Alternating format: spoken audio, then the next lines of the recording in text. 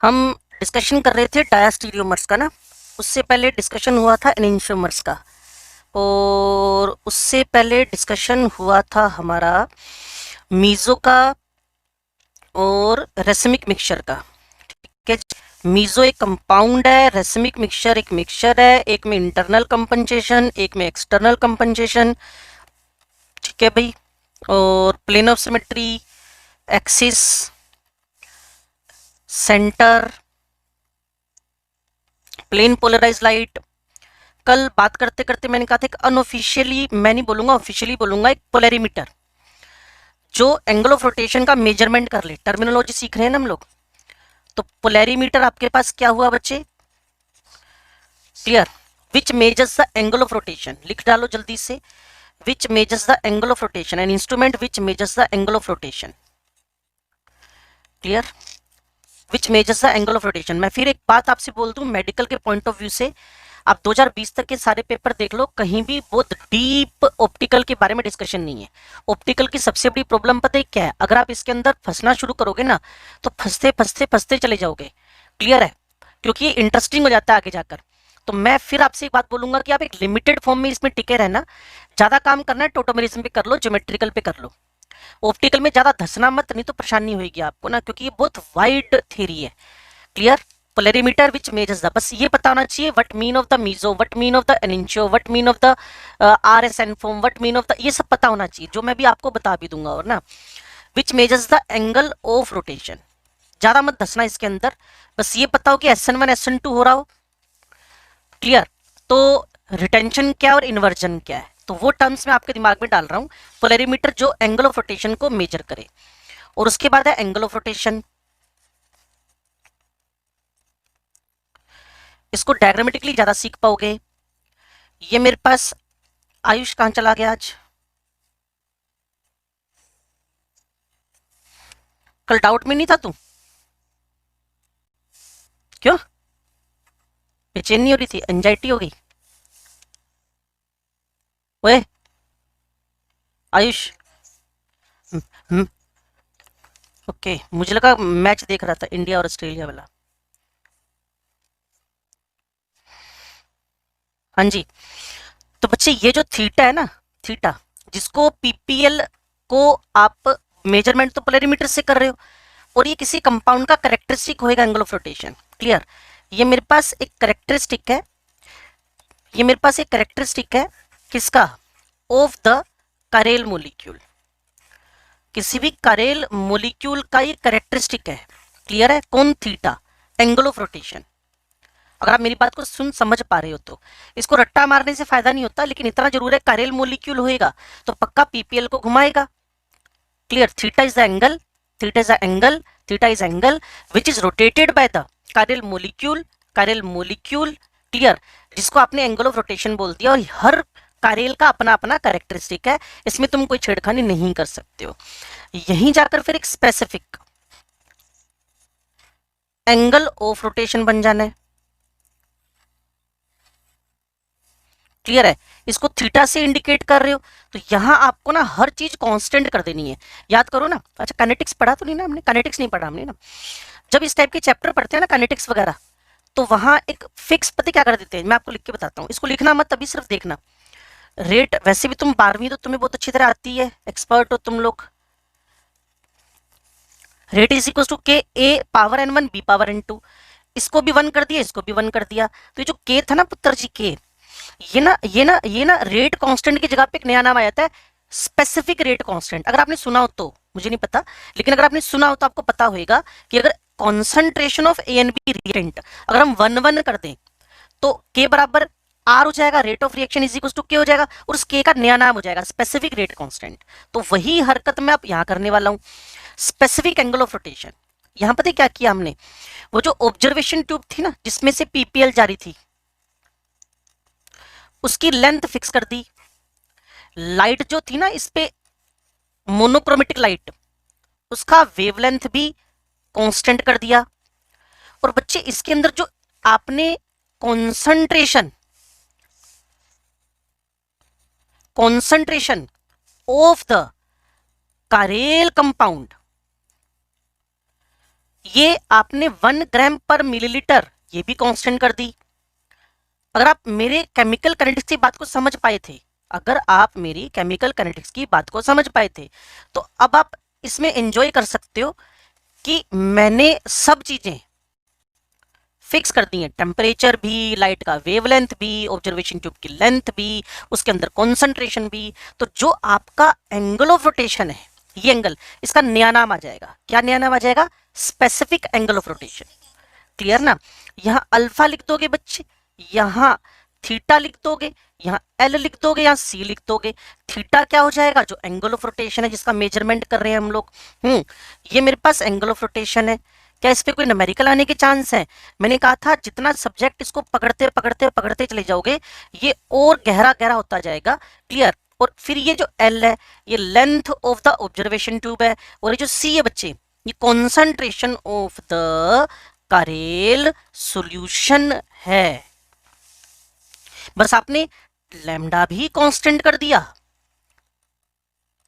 और टेम्परेचर भी क्या कर दिया? कांस्टेंट कर दिया।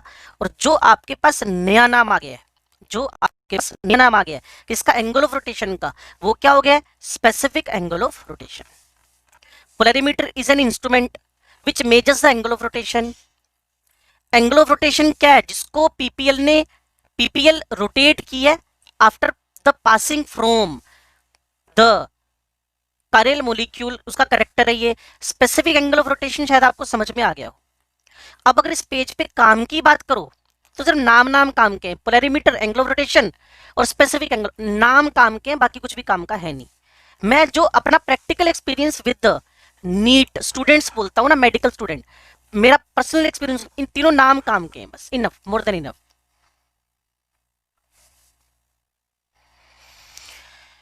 अगर ये महान जनता कहे तो मैं आगे बढ़ूं। चलो चलो जी, नंबर 2 पे जाकर ना, टर्म है इनवर्जन। इससे पहले अच्छा था कि आरएस नेमिंग भी सीख लो। इन्वर्जन का मतलब पता है क्या होता है? During the reaction, during the reaction if configuration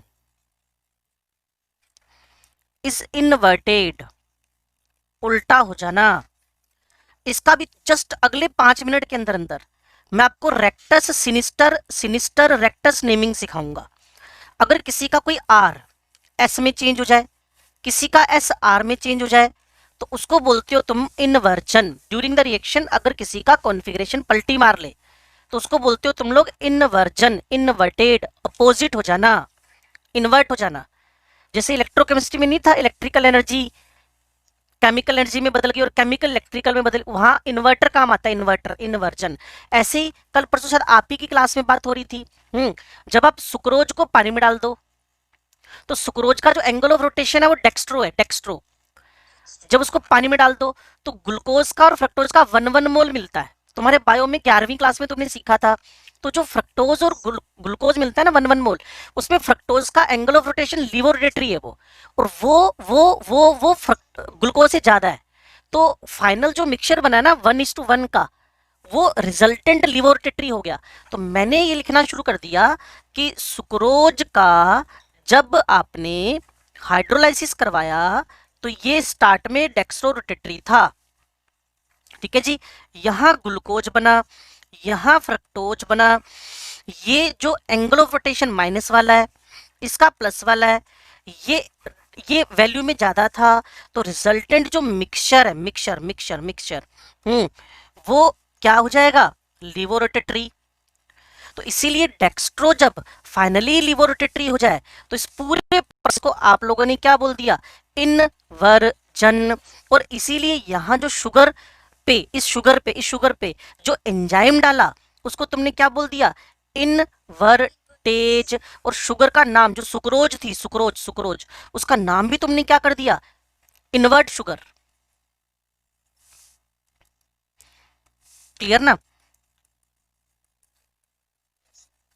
invert sugar पे invertase, process inversion, glucose fructose. अब अगर इन्वर्जन का लिटरल मीन समझ में आया तो इस टेस्ट के बाद टेस्ट मतलब 2 टेस्ट निकलने के बाद अल्काइल अराइलाइड आ जाएगा, वहां तुम SN2 का कैरेक्टरिस्टिक पढ़ोगे इन्वर्जन।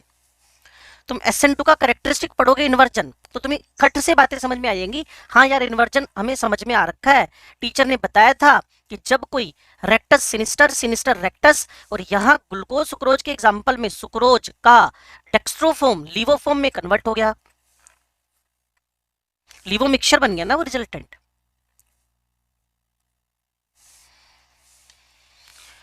हे महान जनता, क्या मैं आगे बढ़ूं?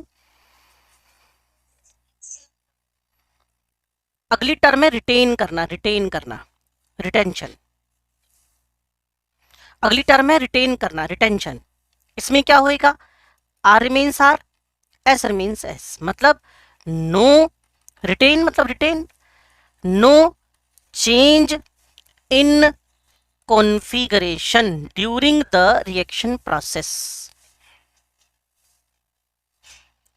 रिएक्शन प्रोसेस के ड्यूरिंग कुछ भी कॉन्फ़िगरेशन ना बदले, और ये पूरा तामझाम पूरी तैयारी के साथ एक चैप्टर आ रहा है, उसमें मिलेगा आपको। नाम मैंने बता ही दिया था थोड़ी देर पहले, अल्काइल हैलाइड्स। बहुत बढ़िया वाला रिप्रेजेंटेशन है, उतना एल्केन एल्कीन एल्काइन में नहीं है, लेकिन मैं तो पूरा एल्केन एल्केन एल्काइन में भी ऑप्टिकल का इंट्रोड्यूस करवाऊंगा जहां जहां मौका मिलेगा। क्लियर? यह रिटेन किया इसने, नो चेंज इन कॉन्फ़िगरेशन मतलब रिटेंशन। इस टर्म को अगर आप सीख गए हो तो मैं अब आगे बढ़ सकता हूं। अब मुझे लगता है मैं RS नेमिंग करनी चाहिए।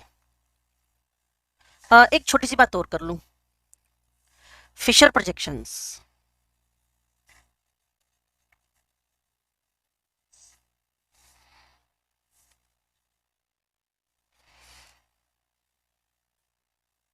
जपनी छुट्टी पे आज तुम आई हुई हो, वेरी गुड। मुझे लगा तुम सो रखी हो। फ्लाइंग डैश पक्का? चलो जी, फिशर प्रोजेक्शन, फ्लाइंग डैश, इसको हम लोग कई बार वेज डैश भी बोलते हैं। ठीक है जी, ये अलग अलग चीजें दोनों, फिशर प्रोजेक्शंस अलग हैं, फ्लाइंग डैश फॉर्मूला अलग है, दोनों अलग अलग हैं। तो मैं दोनों के बारे में बात करने वाला हूं, ध्यान से सुनना और समझना। इसको हम अगले पेज पे ले लेते हैं। ये सारी बात समझ में आ गई आपको? तो लो जी, फिशर प्रोजेक्शंस, सबसे पहले हमें समझना है, एक क्रॉस लगाना है। ओके, ये जो इंटरसेक्ट कर रहा है, जहां इंटरसेक्ट कर रहा है, जहां इंटरसेक्ट कर रहा है बच्चे, यहां कायरल एटम है। कार्बन भी हो सकता है, नाइट्रोजन भी हो सकता है, सिलिकॉन भी हो सकता है, कुछ भी हो सकता है। क्लियर? ये किसी भी 3D को, मतलब टेट्राहेड्रल को, नॉन प्लेनर को,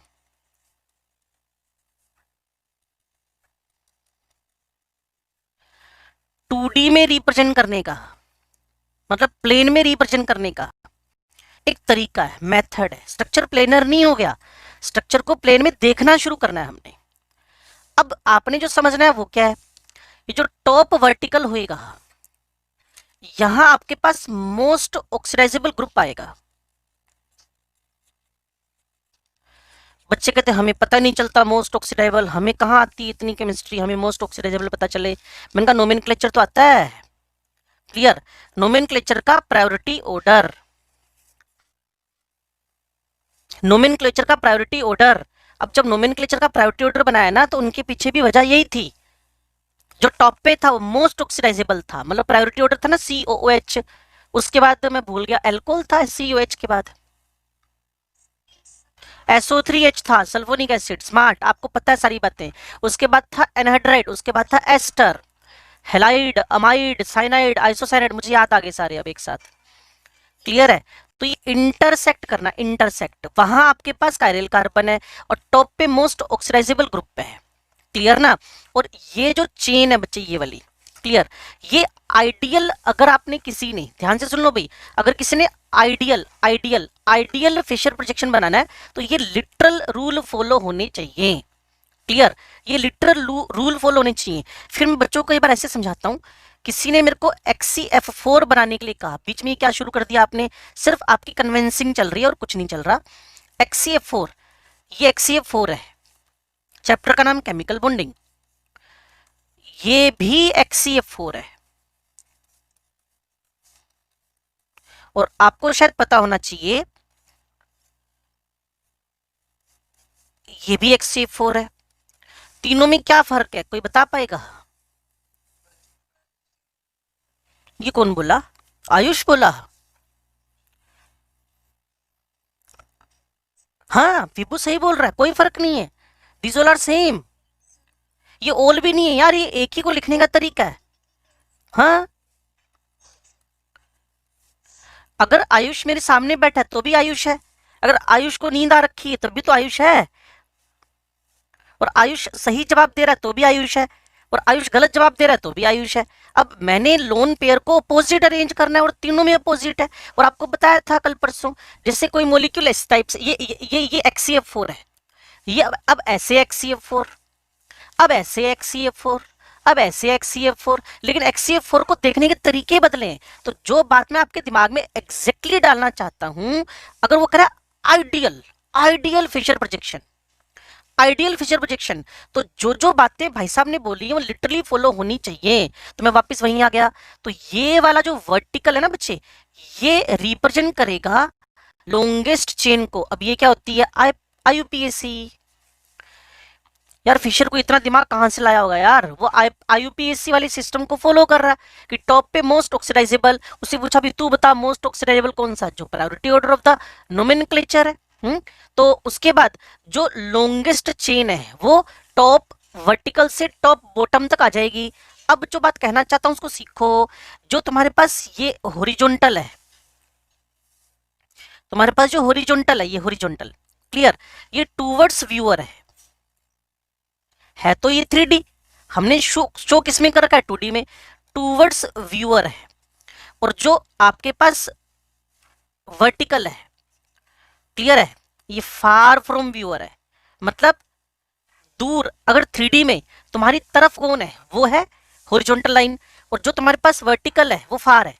कुल मिलाकर हमें समझना है कि स्ट्रक्चर एग्जैक्टली 3D है, स्ट्रक्चर एग्जैक्टली 3D है। तो एक नट शेल 30 सेकंड में सारी बातें बोलता हूं। जहां दो लाइनें एक दूसरे को इंटरसेक्ट कर रही हो, करेल आइडियल फिशर में, टॉप पे मोस्ट ऑक्सीडाइजेबल, टॉप बॉटम से टॉप टॉप वर्टिकल टॉप से लेकर वर्टिकल बॉटम तक जो होएगा वो लॉन्गेस्ट चेन होएगी। और जो तुम्हारे पास ये दिखा 2D में रखा है, इसका जो हॉरिजॉन्टल है वो इस टाइप से है, मतलब टूवर्ड्स व्यूअर है, इस टाइप से है, क्लियर ना 3D में। और जो वर्टिकल है वो तुमसे दूर की तरफ है, अवे फ्रॉम द व्यूअर है। अब इसी टाइप से मैंने एक बात तो कल बताई दी थी तुमको, फ्लाइंग डैश।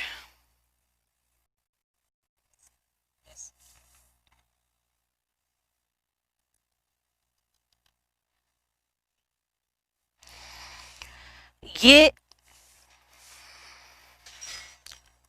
अवे, ये टूवर्ड्स, और ये भाई साहब दोनों इन प्लेन। ठीक है जी, ये फ्लाइंग डैश या फिर वेज डैश फॉर्मूला है।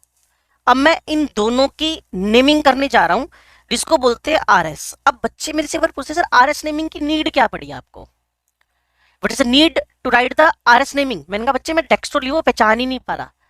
कहते आप क्यों नहीं पहचान पा रहे, आप तो टीचर हो। मैंने कहा टीचर तो हूं, लैब में थोड़ी हूं, वही आपके साथ है, डेक्स्ट्रोलीवो थोड़ी पहचाना जाएगा। तो आपने एक थ्योरेटिकल तरीका निकाला। डेक्स्ट्रोलीवो क्या क्या कह रहा है बेटा? हाँ पता नहीं चला,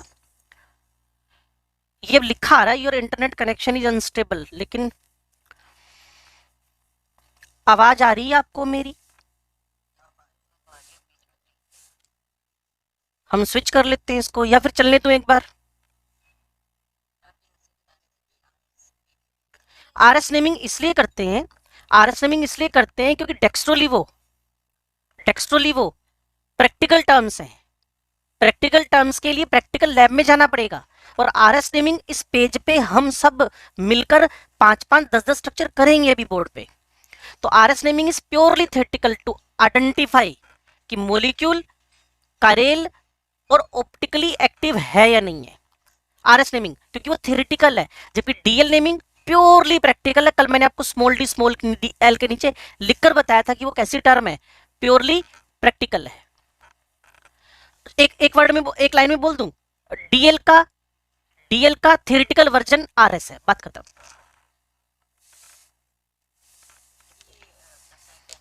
हाँ जी बेटा, कुछ नहीं, अभी तो मेरे साथ चल, उसके बाद जितने भी क्वेश्चन हो सारे ना तोप की तरह, गोले की तरह दागता रहना मेरी तरफ। बस अभी आरएस नेमिंग सीखते हैं। सबसे पहले फिशर प्रोजेक्शंस के अंदर कुछ बच्चे तो मेरे को निशाने पे ले लेना बस। लो जी, फर्स्ट एट ऑल आपको क्या करना है, सीक्वेंस रूल का नेम सीखा होगा आपने, सिप रूल सीखा होगा आपने, तो ग्रुप्स की असाइनिंग करनी है आपने। असाइन ग्रुप्स कौन सा रूल लगाकर, सीक्वेंस रूल। आओ जी मेरे साथ, यहाँ COOH है, यहाँ क्लोरो है, यहाँ ब्रोमो है, यहाँ H है। छेती छेती दसो,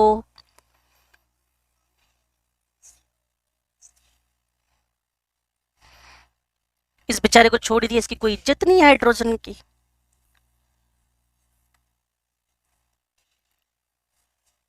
H को लगा 4th नंबर, क्लियर है। अब जो कहना चाहता हूं उसको ध्यान से सुना, चलो पहले असाइनिंग कर लेते हैं। यहां लिखा मैंने H, यहां Br, यहां CH2Br, यहां मिथाइल।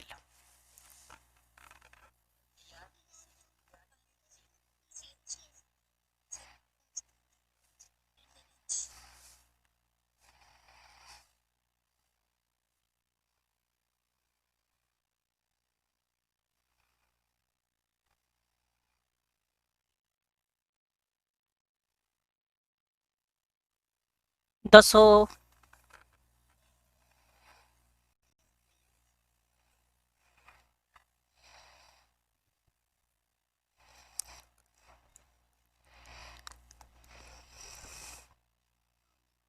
तभी तो उसको झटका लग गया, बोलने के बाद चुप होगी वो। हाँ जी,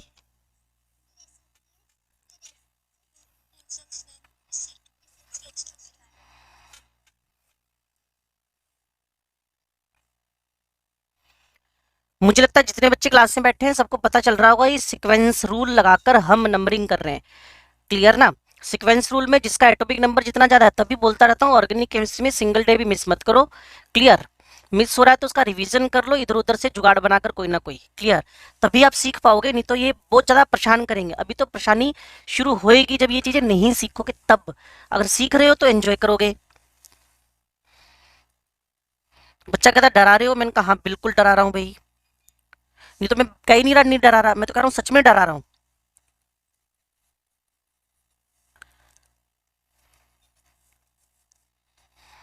दसो,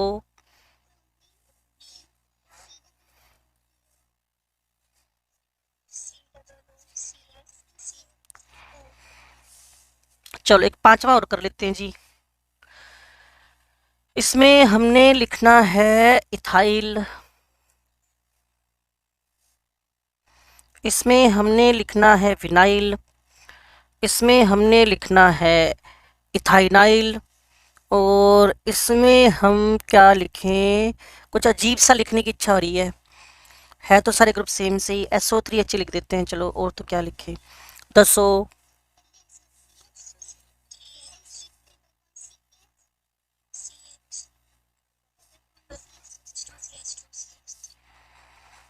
ठीक होगी बात। अब आपने जो जो बातें मैं आपको बोलता जा रहा हूं उसको वर्ड टू वर्ड समझना है, तब जाके सीख पाओगे। ना लिसन, जब आप असाइनिंग कर बैठो और आपके पास 1, 2, 3 ग्रुप्स और फोर्थ पे नजर मारना, फोर्थ अगर आपके पास, फोर्थ अगर आपके पास हॉरिजॉन्टल हो, पहले एक रूल हुआ करता था बच्चे, हम खुद करते थे उसको ना, रोटेशन करवाते थे 1 2 2 3। अब वो कहानी खत्म कर दी, गोल्डन रूल बना दिया, जो प्रायोरिटी में 1 2 3 और फोर्थ हॉरिजॉन्टल हो।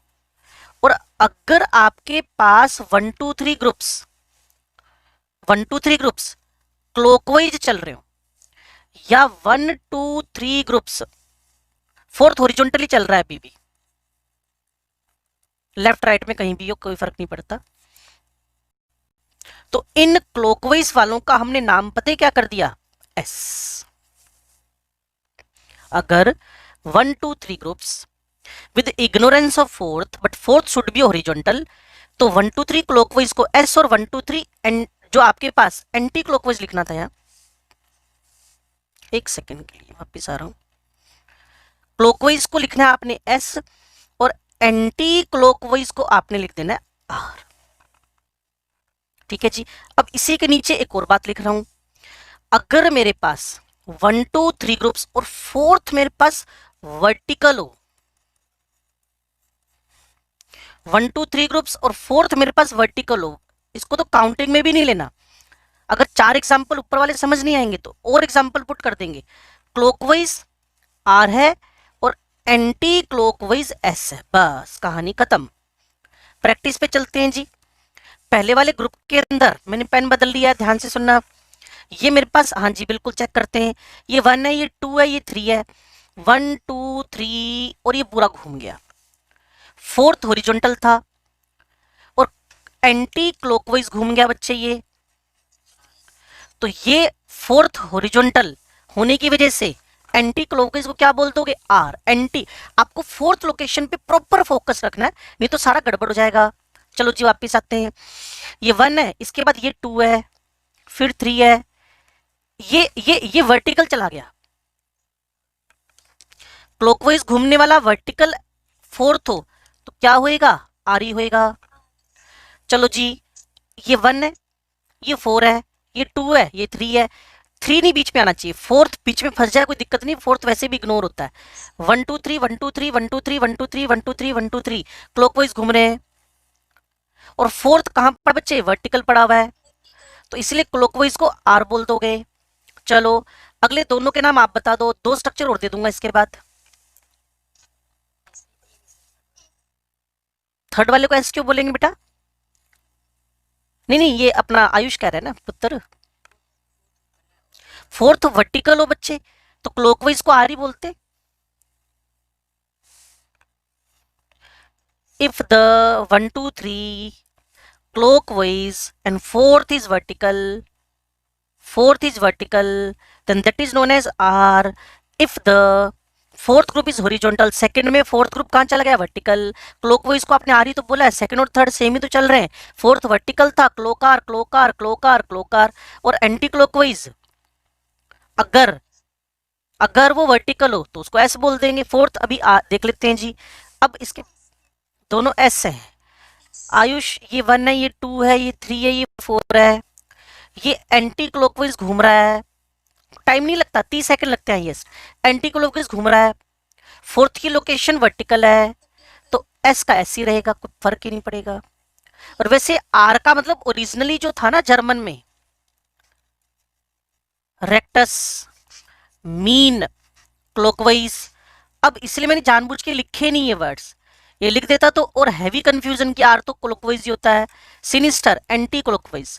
लेकिन जब से गोल्डन रूल आया हमने ये वर्ड्स बदल दिए, लेकिन आर का लिटरल मीन भी बता ही दिया आपको। चलो जपनीत ने बताया था और एक दो बच्चे ने बताया था कि ये एस है, ये 1 है, ये 2 है, ये 3 है, ये 4 है, ये एंटी क्लॉकवाइज घूम रहा है और फोर्थ वर्टिकल है, तो एंटी क्लॉकवाइज इज एस।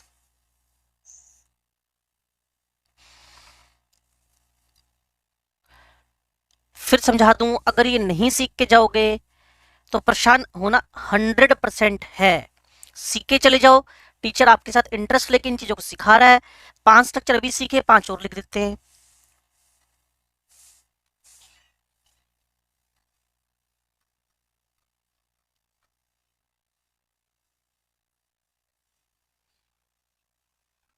ठीक है जी। यहाँ आपने क्लोरो लगा दिया, यहाँ ब्रोमो लगा दिया, यहाँ CH2Br लगा दिया, यहाँ H लगा दिया, यहाँ आपने इथाइल लगा दिया, इस जगह पे आपने COOH लगा दिया, यहाँ COCl लगा दिया, यहाँ आपने आयोडीन लगा दिया है, इस जगह पे आपने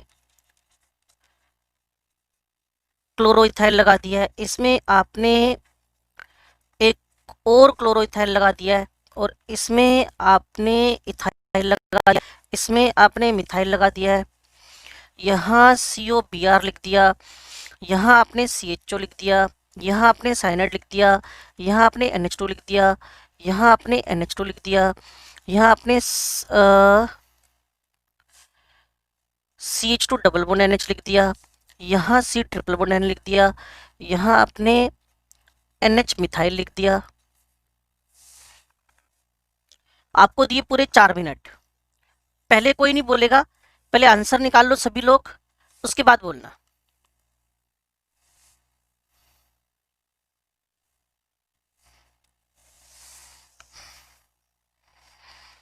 चार मिनट है बच्चे आपके पास। 10:16, हाईएस्ट 10:20, हाईएस्ट।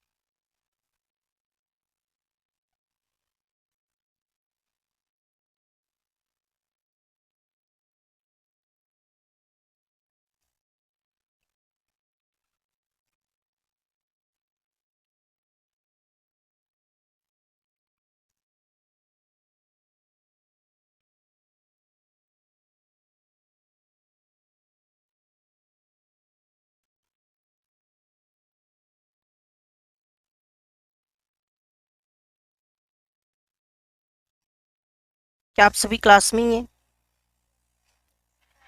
ये तो बहुत अच्छी बात है।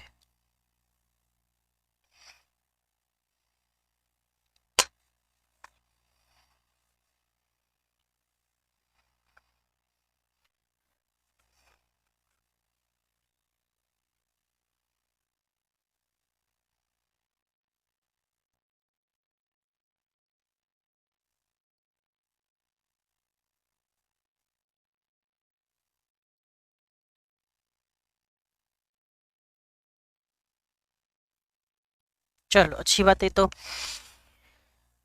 हाँ जी, बोलते जाओ फटाफट। जिस बच्चे ने डन बोला वही, 1 सेकंड, जपनीत की टर्न नहीं मिलेगी इस बार ना। डन बोला था वो बच्चा बोलेगा। आयुष आने दे। जपनीत वेरीफाई करो।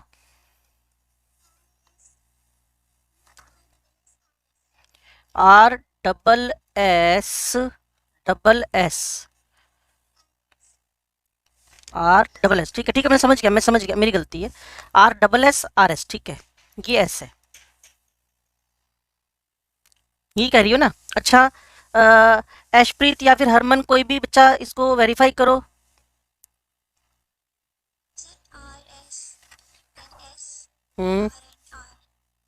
RNR। ईशान,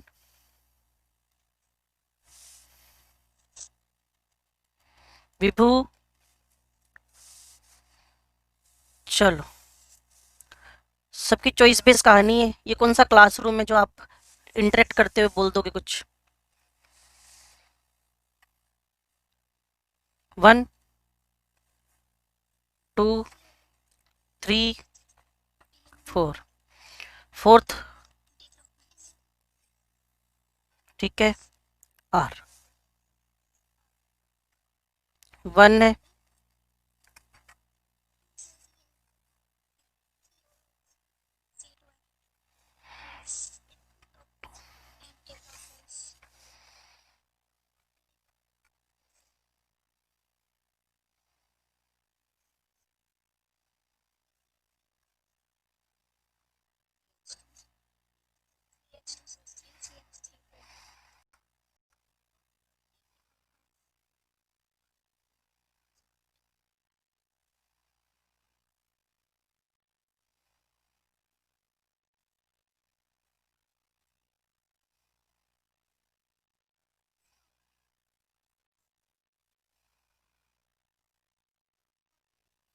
नाइट्रोजन और कार्बन में से नाइट्रोजन की प्रायोरिटी ज्यादा नहीं होगी?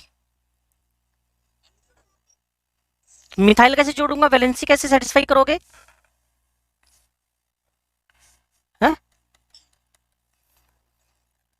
सच में उल्टा सोच गया तू तो।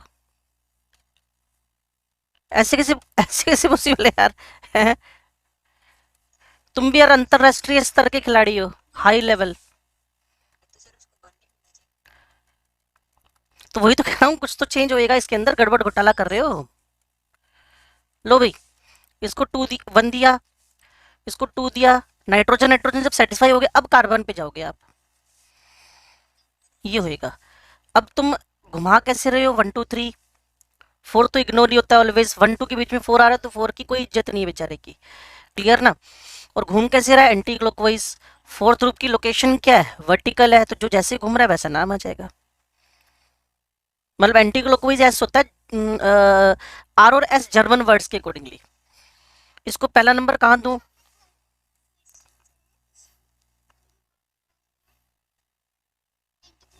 हाँ,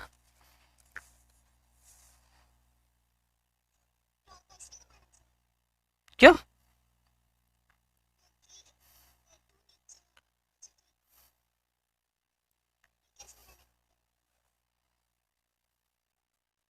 बोलो।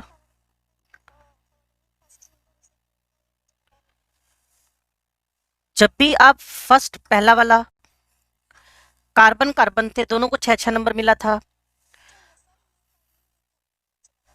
फोर्थ,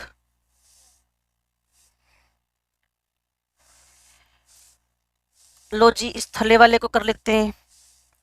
मेरे पास एन है, मेरे पास एन है, एच है, कार्बन है। अगर डायरेक्टली बॉन्डेड सेम हो तो फिर अगले वाले का एटॉमिक नंबर देखना है पुत्र जी। बच्चे कैसे होएगा, मुझे थोड़ा सा एक्सप्लेन कर दो। How the CH3 will be attached and then you can draw the structure, how, मुझे बताओ। ये ऐसे जोड़ दिया मैंने, ठीक है, अब ऐसे जोड़ू, है ना?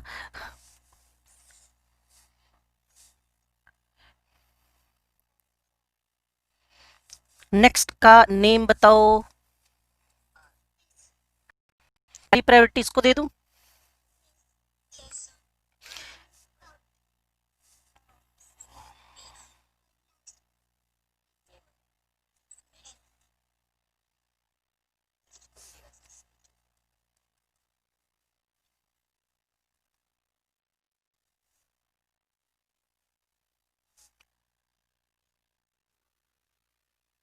हाँ तो थर्ड नाइट्रोजन ये 7 नंबर पे आता है, ये 8 नंबर पे आता है। हम्म।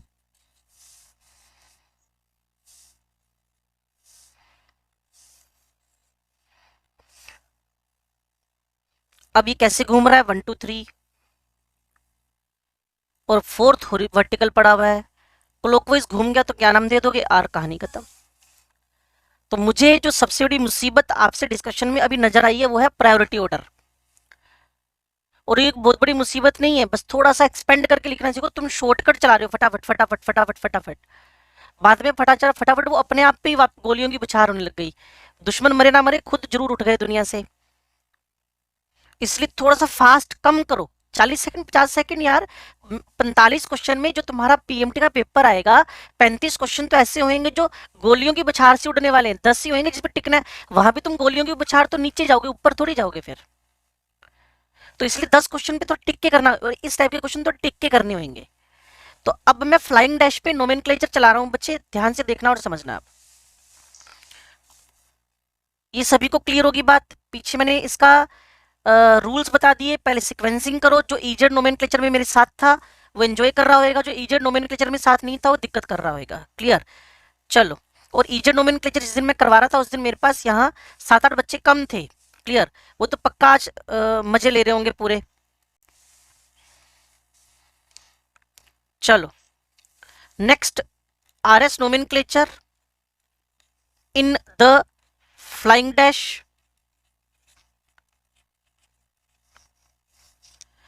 और वेज डैश, ध्यान से सुनना और समझना बच्चे, बड़ा सिंपल सा रूल है। सबसे पहले वही असाइनिंग करनी है। किसके अकॉर्डिंग में? According to sequence rule, CIP rule. जिसका एटॉमिक नंबर जितना ज्यादा है, 10 क्वेश्चन कर लिए पीछे हमने, 10 स्ट्रक्चर। जिसका एटॉमिक नंबर जितना ज्यादा है उसकी प्रायोरिटी उतनी ज्यादा है। अगर एटॉमिक नंबर डायरेक्टली अटैच का सेम है तो अगले का देख लो वो सेम, तो और अगले का देख लो वो सेम, तो और अगले का देख लो। पक्का डिफरेंस तो होएगा, नहीं तो कार्य नहीं होएगा। क्लियर? उसके बाद डबल ट्रिपल को डुप्लीकेट ट्रिप्लीकेट बना के देखना, अभी देख ही रहे थे हम लोग। और उसके बाद आइसोटोप हो तो जिसका मास नंबर ज्यादा है उसकी सीक्वेंसिंग ज्यादा है। चलो जी, सबसे पहले हम असाइनिंग करेंगे।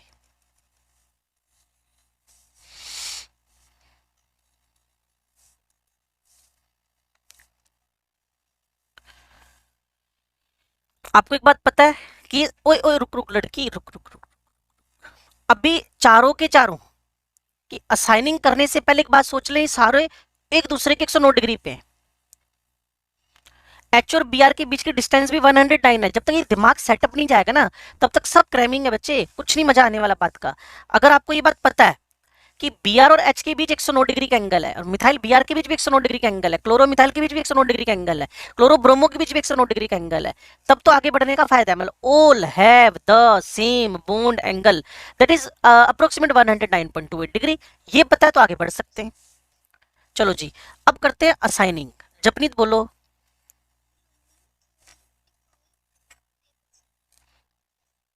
चलो, अब रूल सीखना क्या है, तुम्हारे लिए बिल्कुल फिंगर टिप्स वाला काम कर दूंगा, ध्यान से सुनना। फोर्थ को इंटरचेंज करवाकर, फोर्थ को इंटरचेंज करवाकर, फोर्थ को इंटरचेंज करवा के आपको डैश पे लाना है। फोर्थ को इंटरचेंज करके आपको डैश पे लेकर आना है। और सिंगल इंटरचेंज करो, इससे ज्यादा पंगे मत लेना। Single interchange, single interchange. तो यही इंटरचेंज कर दूं मैं, ये भाई साहब यहां से हटे, ये भाई साहब यहां से हटे, ब्रोमीन यहां आ गया, एच आ गया। जानबूझ के मैं सेम स्ट्रक्चर में लिख रहा हूं ताकि ये हरकत आपको वहां पेपर में भी सेम ही करनी है अपने हाथ से, नहीं तो मुझे तो दूसरा स्ट्रक्चर बनाने में ज्यादा इजी है। एक बार फिर,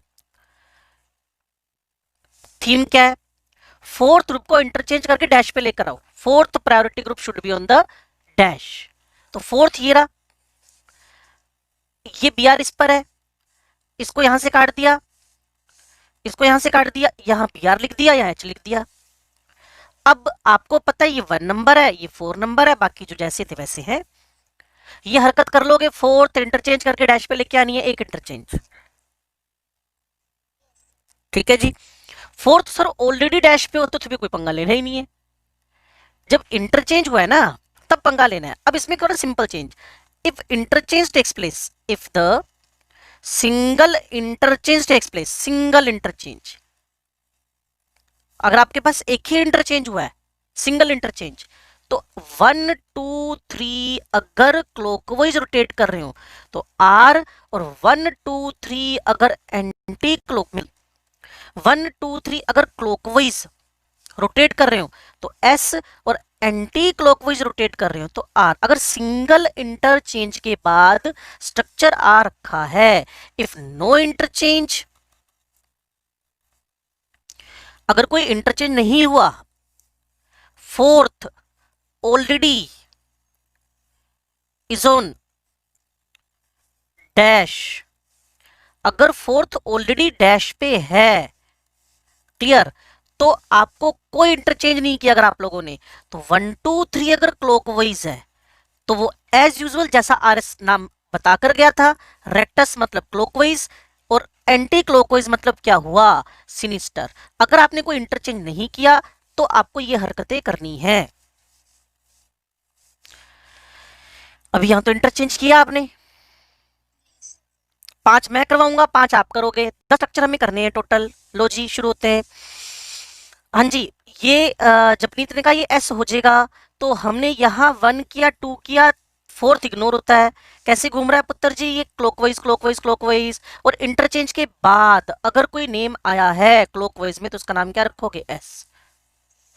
हम्म, एक इंटरचेंज। पहले मैं क्लास में एक इंटरचेंज 2 इंटरचेंज बोला करता था, वो थोड़ा कॉम्प्लेक्स हो गया था सिस्टम। अब बस एक ही इंटरचेंज करो, क्लॉकवाइज को एस बोल दो, एंटी क्लॉकवाइज को आर बोल दो, और वो ऑलरेडी फोर्थ पे पड़ा हुआ है, डैश पे पड़ा हुआ है, no change, clockwise R, anticlockwise S.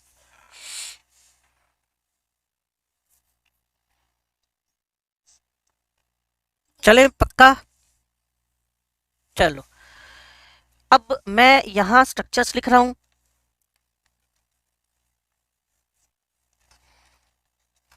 सभी पार्टिसिपेट कर लें, तो उनकी चॉइस है, जबरदस्ती मैं किसी के साथ कर नहीं सकता हूं, और आजकल तो जबरदस्ती का जमाना ही खत्म हो गया।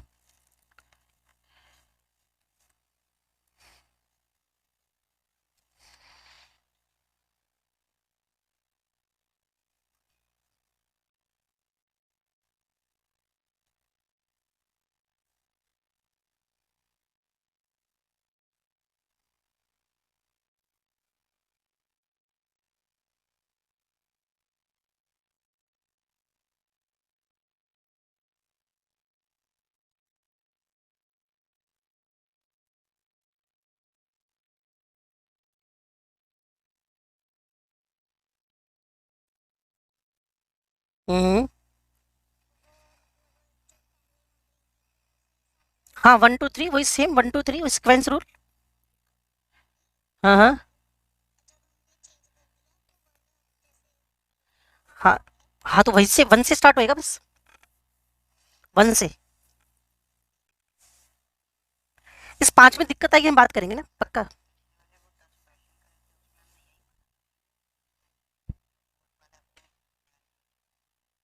नहीं वो तो फ्लाइंग वो थे, फिशर प्रोजेक्शन, उसमें तो फ्लाइंग डैश की बात ही नहीं थी कोई, उसमें तो हॉरिजॉन्टल वर्टिकल कंडीशन थी बेटा,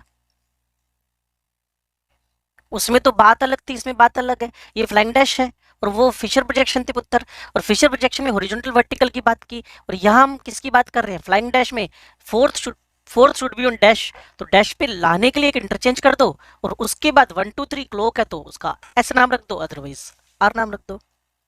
उससे और इससे तो बिल्कुल ही चीज अलग है ना।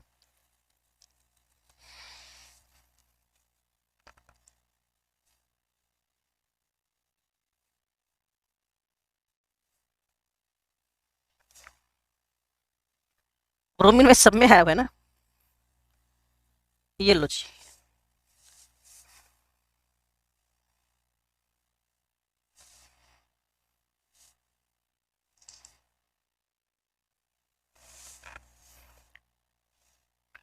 10 34।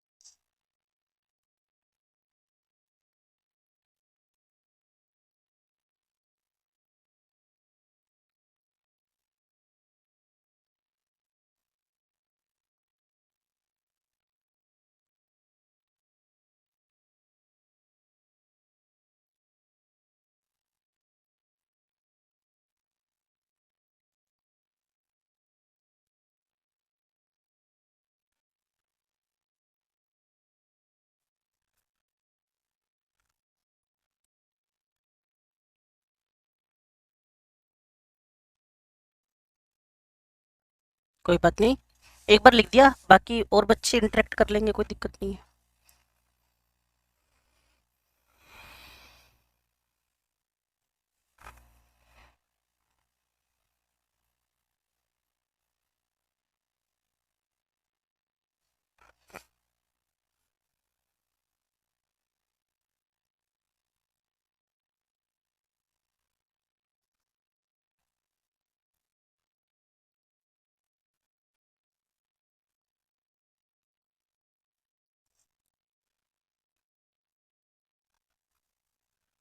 ये महान लोगों, चलो 10:30 अभी तो हुई, 2 मिनट है, मैं जल्दी कर रहा हूँ।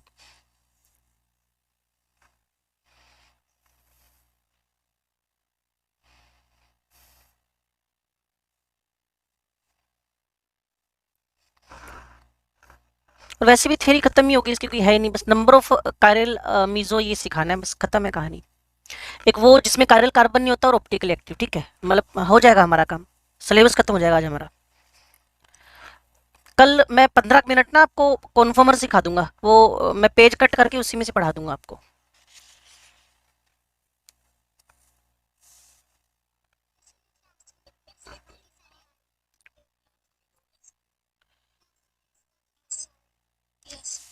विभू, ओ पापी आदमी विभू,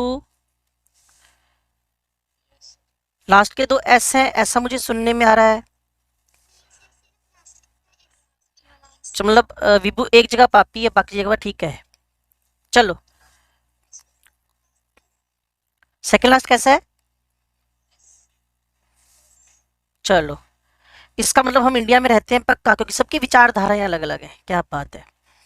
लेकिन इनमें तो इंडिया लगेगा नहीं, इसमें तो केमिस्ट्री लगेगी। आओ शुरू करते हैं बच्चे, ध्यान से देखना। इसको पहला नंबर दिया, इसको दूसरा नंबर दिया, इसको तीसरा दिया, इसको फोर्थ दिया, हम ठीक है। अब इन भाई साहब को यहां से हटा के यहां लिया है, तो ये अब थर्ड नंबर हो गया। इन भाई साहब को यहां लिया है, तो ये भाई साहब फोर्थ हो गए। मैंने जानबूझ के कचरा किया इसके अंदर ही, ये आपको करना है वहां पे, ताकि टाइम ज्यादा खराब ना हो। अब हम 1 3 इधर से आएंगे ही नहीं, आने का डायरेक्शन क्या होएगा, 1 4 से। 1 3 नहीं आना ना, 1 4 2 वैलिड है। अगर 1 के रास्ते में 1 और 2 के रास्ते में 4 आ रहा हो, आपने का कोई दिक्कत नहीं, चलेगा। और 1 2 4 3 आ रहा हो, आपने का कोई दिक्कत नहीं है।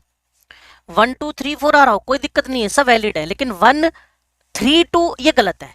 1 4 रास्ते में आ रहा हो, वो इग्नोर होता है, फोर्थ की कोई इज्जत नहीं है इसके अंदर ना, वो लीस्ट प्रायोरिटी ग्रुप है।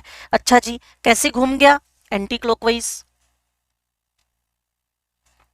एंटी क्लॉकवाइज एक इंटरचेंज के बाद घुमाया आपने, तो परफेक्ट है, आर नेम परफेक्ट है। चलो, ये 1 हुआ, ये 2 हुआ, ये 3 हुआ, ये 4 हुआ। अब इन भाई साहब को यहां से उठाओ और इन भाई साहब को यहां से उठाओ, क्लोरीन को यहां लेके 2 लिख दो, और इथाइल को यहां लिखकर 4 लिख दो। ये कच्चा इसी अंदर ही करना है जानबूझ के, क्लियर ना। अब आप चेक करो कि 1 ये रहा, ठीक है जी, और हमारे पास क्लोरीन कैसा था, 2 था, एंटी क्लॉकवाइज घूम रहा है। एक इंटरचेंज के बाद एंटी क्लॉकवाइज का नाम क्या आ रहा है, लो जी, इसको करते हैं। पहला नंबर किसको दूं, क्लोरीन। दूसरा नंबर किसको दूं, भाई लोगों बहन लोगों, CH2Br।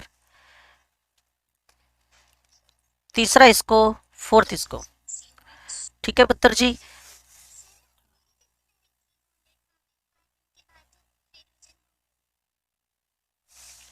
किसकी बात कर रहे हो बेटा,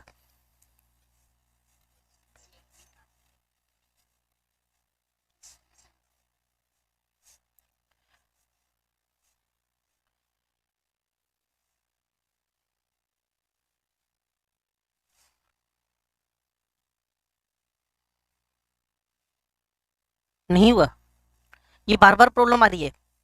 कार्बन पे एच है, यहाँ कौन डायरेक्टली बॉन्डेड है, Br, यहाँ कौन डायरेक्टली बॉन्डेड है, Cl, और ये सीधा ही Cl जुड़ा हुआ है।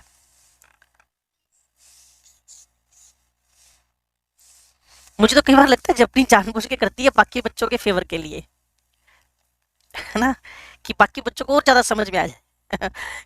चलो, ये 1 हुआ, ये 2 हुआ। अच्छा जी, अब मुझे फोर्थ को घुमाना है इस पे, यहाँ COH लगा दिया, ये फोर्थ आ गया, CH को फोर्थ मिला था ना, और ये CH2Br यहाँ आ गया, इसको 2 आ गया, ठीक है ना। और अब आप 1, हाँ ऐसे घूमेगा ये, क्लियर है, 1 2 3, और एक इन्वर एक एक एक पलटी मरवाई है, मतलब एक इंटरचेंज किया है, एस को आर बोल दिया। अच्छा जी, अब इनकी टेस्टिंग हो रही है। मीन क्यों है, गलत हुई इसलिए। ओए बावले, हाँ कंट्रोवर्शियल, विवादित बयान दे दिया है, कई लोगों ने विवादित बयान दे दिया है, तो इनको भी हाईलाइट भी कर ही लेते हैं, विवादित हैं अगर। हाँ जी बच्चे, पहला नंबर किसको दें, किसको दें, किसको दें, किसको दें, OH को। दूसरा कार्बन कार्बन में लड़ाई हुई, कार्बन कार्बन में लड़ाई हुई, सेकंड इसको दे दिया। इन दोनों में थर्ड इसको मिल गया, और फोर्थ इसको मिल गया, ठीक है जी।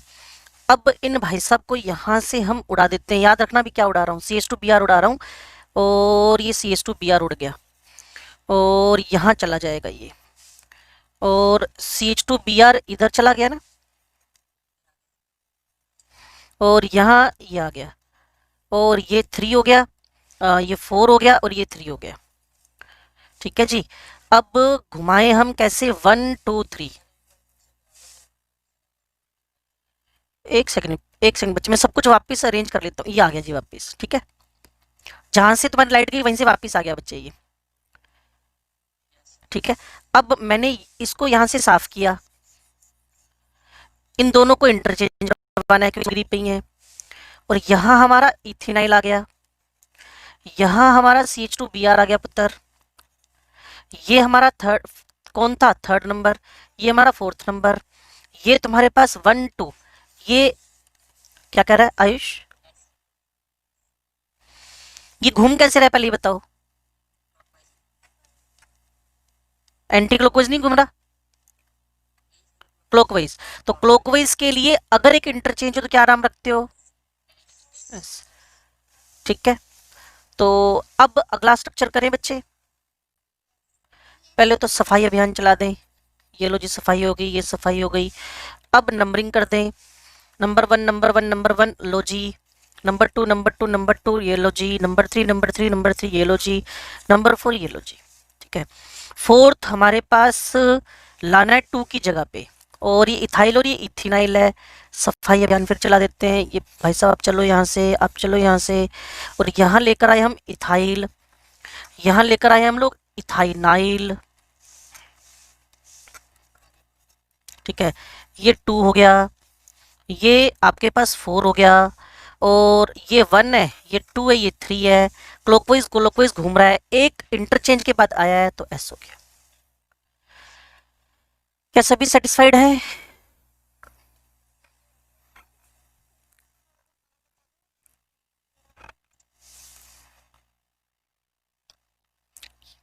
ये लो भाई,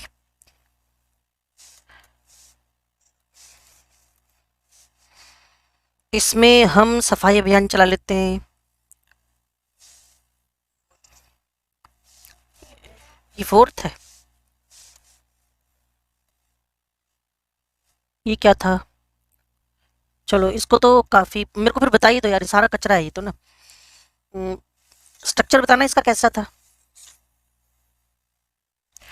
सी, एक सेकंड बेटा, एक सेकंड एक सेकंड एक सेकंड बेटा, एक सेकंड एक सेकंड, बस डैश वैश पे बता देना कौन है, नहीं तो फिर गड़बड़ हो जाएगा, कहीं भी हो कोई फर्क नहीं पड़ता उससे। डैश पे कौन है, CH2Br, और वेज पे कौन है,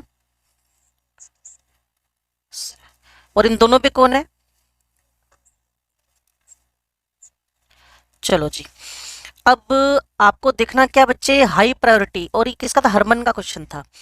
सबसे ज्यादा प्रायोरिटी बच्चे इसको मिलेगी क्योंकि क्लोरीन 17 नंबर पे आता है। इन तीनों में लड़ाई झगड़ा हो गया, अच्छा वाला, क्लियर, सी थे सारे, Br कहता मुझे सेकंड दो, Cl कहता मुझे थर्ड दो, ये तो बेचारा ऑक्सीजन से जुड़ा था, इसको फोर्थ दो।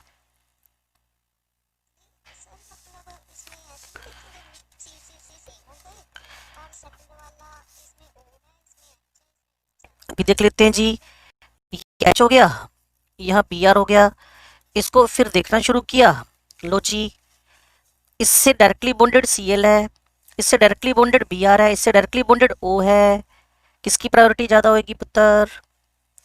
पहले सी देख लेंगे, बनाना पड़ेगा पुत्र, क्योंकि हमने क्या कहा था, डायरेक्टली बॉन्डेड अगर सेम हो then you should see next, नहीं तो ऑर्गेनिक केमिस्ट्री की इंपॉर्टेंस नलीफाई हो गई। ऑर्गेनिक कहती है मेरे स्ट्रक्चर बनाना सीखो, तभी हम काम कर पाएंगे। ठीक है भाई, चलो जी अब हम आगे बढ़ते हैं।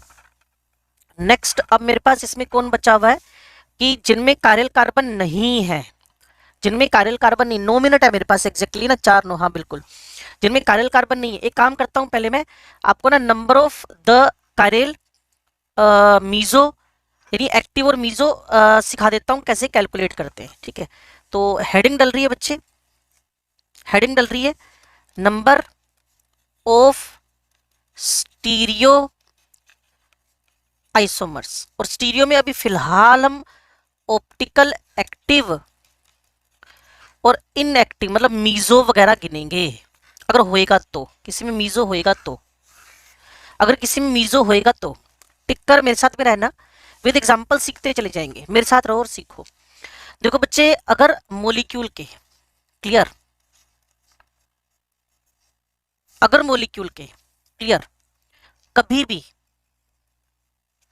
ए molecule never divided into equal halves, अगर मोलिक्यूल के कभी भी दो बराबर टुकड़े ना हो सकते हो, अगर मोलिक्यूल के कभी भी दो बराबर टुकड़े ना हो सकते हो, तो इससे एक बात का आपके दिमाग में हाथों हाथ क्लिक किया, उसमें कभी भी मीजो फॉर्म नहीं आएगी, उसमें ऑलवेज कौन सी आएंगी, एक्टिव फॉर्म सी आएंगी, मीजो तो कभी आएगी ही नहीं।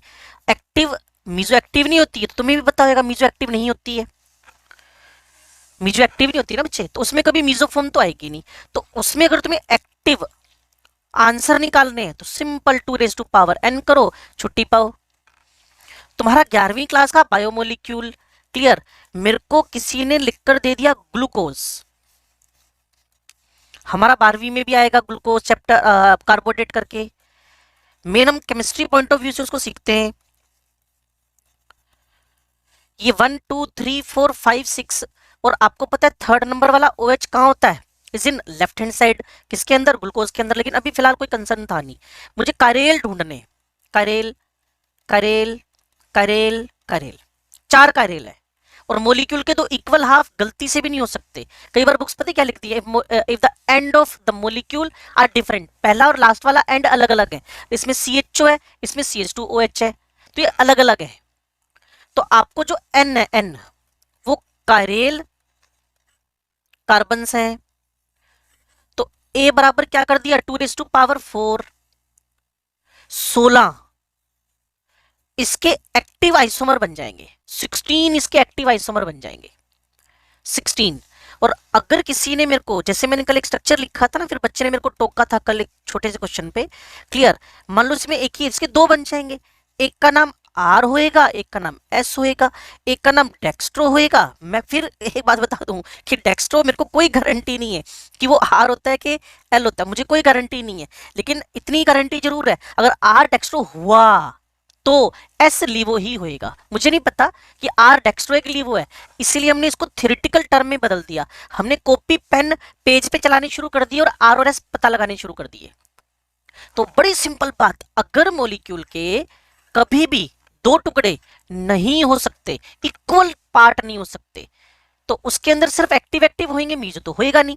तो हमें आंसर निकालना है 2⁴n। और एक बात बताऊं मैं आपको ईमानदारी से, मैंने क्या कहा था आपसे, इसमें जितनी डेप्थ पकड़ोगे उतना गहरा होता चला जाएगा, क्लियर।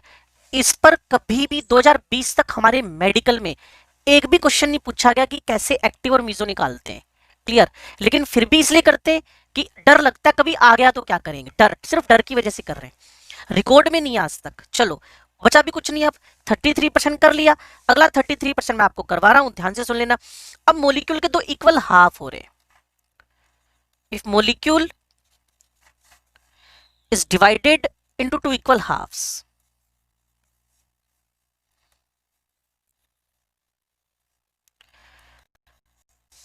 मोलिक्यूल के दो बराबर टुकड़े हो रहे हैं, तो इसमें भी दो गेम आ जाएंगे। अब पहला गेम, आपके पास जो कायरल कार्बन का नंबर है वो इवन में हो, तो इतना तो आप समझ ही गए। अब इसमें ए एक्टिव, एम मीजो, दोनों फॉर्म बनेंगे बच्चे, एक्टिव भी बनेंगे और मीजो भी बनेंगे। लेकिन कायरल कार्बन का नंबर क्या होना चाहिए? इवन होना चाहिए। तो इक्वल हाफ हो गए, दो इक्वल हाफ हो गए, दो इक्वल हाफ हो गए, और कायरल कार्बन का नंबर इवन होना चाहिए। अगर इतनी बात पता तो मैं पेज चेंज करना चाहता था, कर लूं? लो जी, अगर आपको एक्टिव निकालने हैं, अगर आपको एक्टिव निकालने हैं तो फॉर्मूला यूज करना है 2⁻n-1, ये n कौन है? वही कायरल कार्बन। और अगर आपको मीजो निकालने इनएक्टिव वाले तो आपको 2⁻n/2-1, n कौन है? वही कायरल कार्बन। और इन दोनों का अगर मैं सम कर लूं टोटल आइसोमर्स, तो A + M मतलब 2⁻n-1 2⁻n/2-1 एक्टिव मीजोफॉर्म बन जाएंगे, एक्टिव मीजोफॉर्म बन जाएंगे। आपको इसके लिए एग्जाम्पल सीखना है। लो जी, इससे बढ़िया एग्जाम्पल नहीं हो सकता। इट इज टार्टरिक एसिड, दो कायरल कार्बन है, एक्टिव निकाल के बताओ। 2⁻2-1 2⁻1 2 एक्टिव बन गए, 2⁻2-2/2-1 2⁻0 1। और इससे मेरी बात को एक खतरनाक वाला फेवर मिल गया, खतरनाक वाला फेवर मिल गया कि इसके बनाते तो हम 4 हैं, यच टार्टरिक एसिड बनाते तो आप हाँ बिल्कुल। अब तो हम जैसे जैसे सब्जेक्ट आगे बढ़ाएंगे, क्लियर, और आपका इंटरेस्ट अगर सब्जेक्ट में होएगा तो आपके लिए ये बातें बड़ी छोटी मोटी सी हो जाएंगी बच्चे, clear. OH OH H H COOH COOH, clear. अब ये OH, यहाँ H, ये OH, ये H, ये COH, ये COH। तो अगर आप मेरे को लिटरली वर्ड टू वर्ड सुन पा रहे हो तो मैंने क्या कहा, ये दोनों दो नहीं है यार, ये दोनों एक ही है। मीजो तो एक ही होता है बच्चे, ये दोनों एक ही स्ट्रक्चर है, दिस टू आर सेम। तो ये पहला हुआ, ये दूसरा हुआ, ये तीसरा हुआ। First is meso and B and C are the active forms. एक का नाम डेक्स्ट्रो, दूसरा नाम लीवो, लेकिन मुझे नहीं पता कौन डेक्स्ट्रो है कौन लीवो है। हाँ मुझे एक बात जरूर पता है, उसके लिए मैं आपके साथ हूं, आओ मेरे साथ आरएस नेमिंग करते हैं इनकी। वैसे इसकी आरएस नेमिंग करें, आरएस नेमिंग अगले पेज पे कर लेते हैं।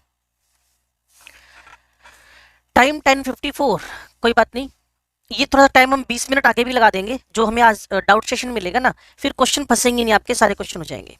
लो जी मेरे साथ रहो।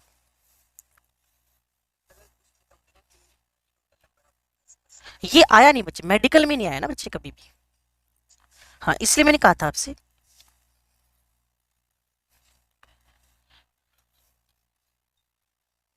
ठीक है जी, सबसे पहले इसको फोकस किया तो इसको मैंने अलग से लिख लिया, ये OH H और इस कार्बन पे OH है, H है और COOH है।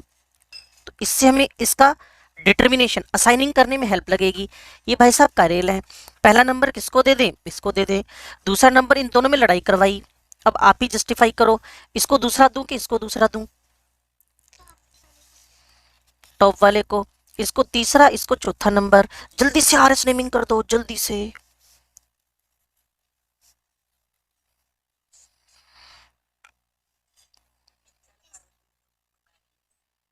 इसकी बात नहीं करें, इसको नीचे करेंगे ना बच्चे, पहले इसको सोल्व कर रहा हूं पुत्र, फिर अब इसको सोल्व कर रहा हूं, अलग अलग सोल्व करके फिर नेमिंग कर देंगे ना वहां। एस, और अगर मीजो है तो नीचे वाला करना ही मत, सीधे आर लिख देना, गारंटीड आर आएगा वो। फिर भी कर लो, फिर भी कर लो, फिर भी कर लो, फिर भी कर लो, गारंटीड एस आएगा, गारंटीड। अगर ऊपर वाला एस आ रहा है, जपनीत ने बताया, तो नीचे वाला 500% गारंटी आ रही आएगा। इससे पता चलता है फर्स्ट हाफ सेकंड हाफ को 100% इंटरनली कंपनसेट करके इसको क्या बना देगा? इनएक्टिव।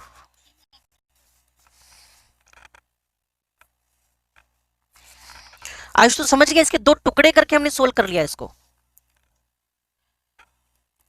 ठीक है ना। वो जानबूझ के किया ताकि तुम समझ पाओ। हाँ बोलो, किसका नहीं आ रहा है इससे?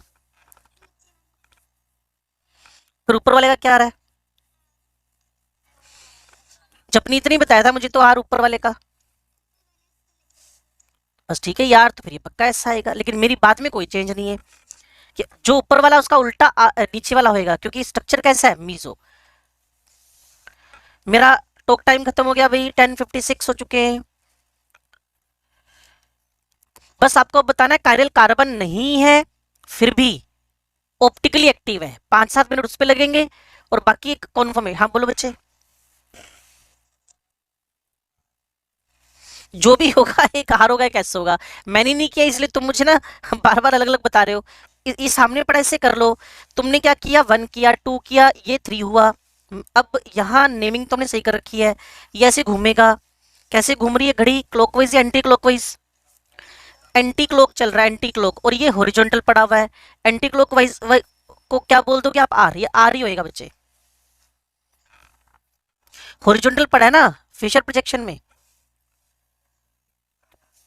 हाँ नीचे वाला ऐसा हो जाएगा। यहाँ लिख दिया था ना बच्चे। 2 मिनट ऊपर हो चुके हैं, मुझे फ्री करना है आपको।